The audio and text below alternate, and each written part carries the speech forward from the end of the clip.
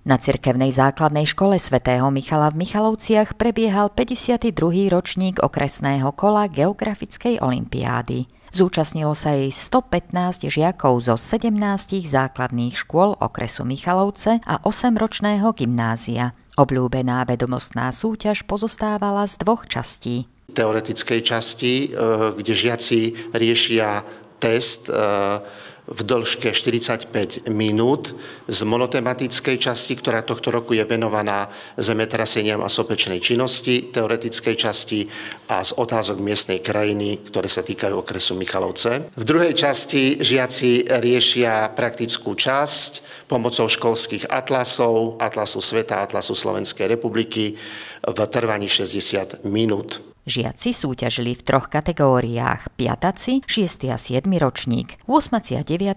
mali vlastnú kategóriu. Usporiadateľskú školu reprezentovalo 5 žiakov.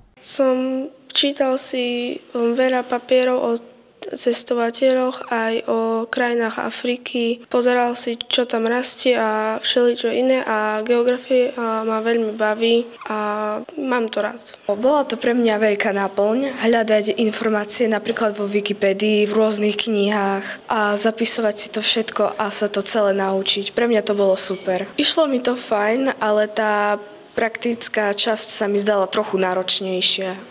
Traja najúspešnejší z vyšších kategórií postupujú na krajské kolo a budú reprezentovať okres Michalovce. Najlepšími vo svojich kategóriách sú Ján Bušanič a Marek Saloň, obaja z cirkevnej základnej školy svätého Michala, a Karém Tereska zo 4. základnej školy na ulici Komenského v Michalovciach.